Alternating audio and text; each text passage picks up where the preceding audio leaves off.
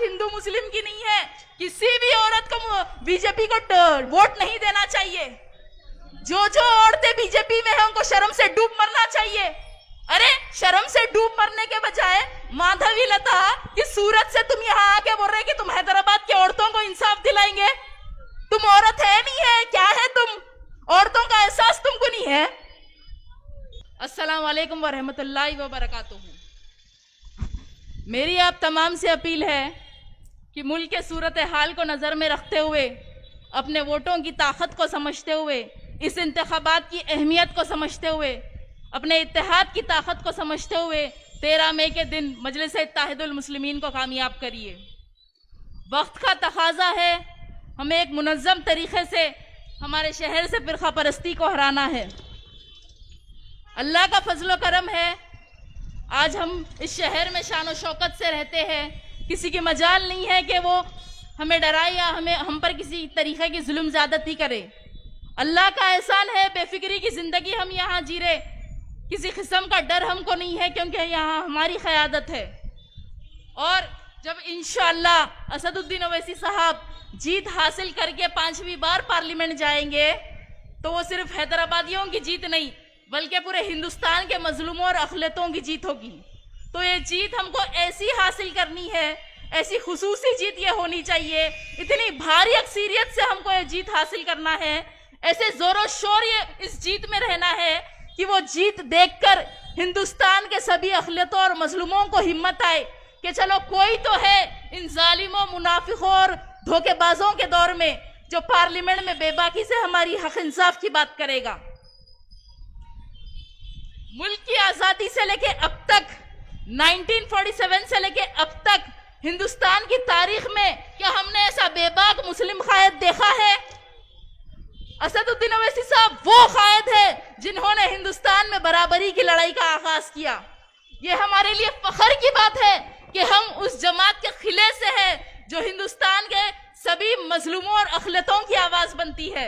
ये हमारे लिए फख्र की बात है कि हम उस जमात के खिले से हैं जो इंशाअल्लाह एक दिन मुल्क के कोने कोने में अपना परचम लहराएगी और इस बराबरी की लड़ाई को मुकम्मल करेगी। और वो दिन आएगा जरूर, देर से ही सही, लेकिन जीत हमको हासिल होगी इंशाअल्लाह। इस इलेक्शन में मजलिस सिर्फ हैदराबाद ही नहीं बल्कि बिहार और महाराष्ट्र में भी कामयाब होगी। अरे एक असदुद्दीन ओवैसी पार्लियामेंट में किसी को बर्दाश्त नहीं होते, इसीलिए यहाँ पे वो अमित शाह आ रहे, इनू आ रहे, चुप टाइम खराब कर रहे, कुछ होने जाने वाला नहीं है। यहाँ पे आके बोल रहे कि मुसलमानों का रिजर्वेशन खत्म कर देंगे, अरे यहाँ पे रजाकार रहते, रजाकारों को भगा देंगे, भाग्यनगर बना देंगे। दूसरी तरफ वो मोदी मुसलमानों को घुसपैठिए बोल रहे, जिहादी बोल रहे, 8-10 बच्चे पैदा करने वाले बोल रहे। एक तरफ वो बीजेपी की कैंडिडेट बोल रही यहाँ से मुसलमानों को पाकिस्तान भिजा देंगे, तीर के इशारे बता रही। अरे फिर किस सूरत से अमित शाह पुराने शहर में आके हिंदू मुस्लिम दोनों को वोट दो बोल रहे? क्या सूरत लेके आप मुसलमानों से वोट की भीख मांग रहे? मुसलमान आपको वोट देता समझ रहे? जरा मुसलमानों की गलियों में आके देखो, मुसलमान क्या देता मालूम होता तुमको? हैदराबाद को भाग्यनगर बनाते कहते, वहां पे यूपी में इलाहाबाद को प्रज्ञाराज बना दिए, तो क्या प्रज्ञाराज इंडिया की टॉप मोस्ट सिटी बन गई? तुम्हारे ख्वाब में भी तुम हैदराबाद को भाग्यनगर का नाम नहीं दे सकते। यह हैदर अली के नाम का शहर हैदराबाद है। तुम जैसे तड़ीपार और चौकीदारों की क्या हैसियत? यहाँ आके बोल रहे कि यहाँ पे किसी को डरने की जरूरत नहीं है। हैदराबाद ये डरने वाले दिख रहे? हैदराबादियों को डर और खौफ नाम की चीज नहीं मालूम। अरे बीजेपी की हिपोक्रेसी की हद तो यह है कि एक तरफ बीजेपी के सपोर्टर्स बीफ के नाम पे मुसलमानों की मॉब लिंचिंग करते, बीफ नहीं खाना बोलते।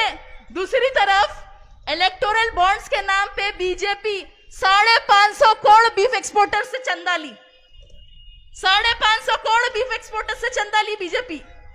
और इंडिया वर्ल्ड का सेकेंड लार्जेस्ट बीफ एक्सपोर्टर है।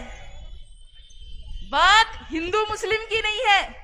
अगर बीजेपी ने बिल्किस बानो के कातिलों का फूल से स्वागत किया तो बीजेपी ने यूपी में हथरास की उस दलित बच्ची के साथ नाइंसाफी की, उसके अंतिम संस्कार में उसके घर वालों को आने नहीं दिया। अगर बीजेपी की हुकूमत में आसिफा के साथ नाइंसाफी हुई तो बीजेपी की हुकूमत में अंकिता भंडारी के साथ भी नाइंसाफी हुई। अरे जिस अग्नि को साक्षी मानकर जिसके गले में मोदी जी मंगलसूत्र पिनाए थे, उस मंगलसूत्र की सुरक्षा उन्होंने नहीं कर सके, तो क्या हमारे हिंदू माता और बहनों के मंगलसूत्र की सुरक्षा उन्होंने करते? वो प्रज्वल रेवन्ना कम नहीं था जिसकी कैंपेनिंग मोदी जी करे, हजारों औरतों के वीडियोस बना के ब्लैकमेल करके जर्मनी फरार हो गया, तो 2 दिन पहले वो बृजभूषण शर्मा के बेटे को टिकट दे दिए।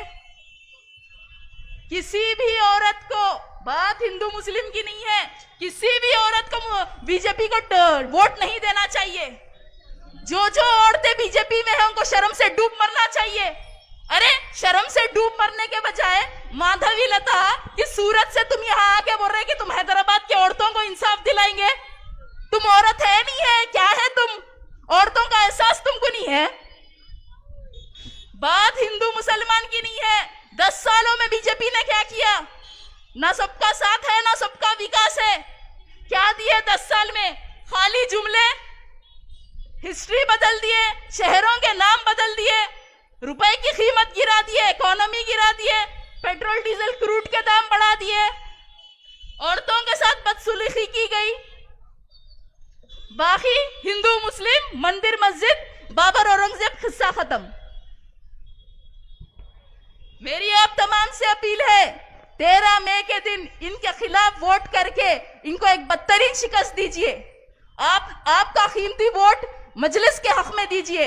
जब आप पोलिंग बूथ पर जाएंगे तो पहले नंबर पे आपको पतंग का निशान दिखाई देगा, तो उस पतंग के निशान पर बटन दबाकर हिंदुस्तान के मजलूमों और अखलतों को जिताइए। शुक्रिया, अस्सलाम वालेकुम।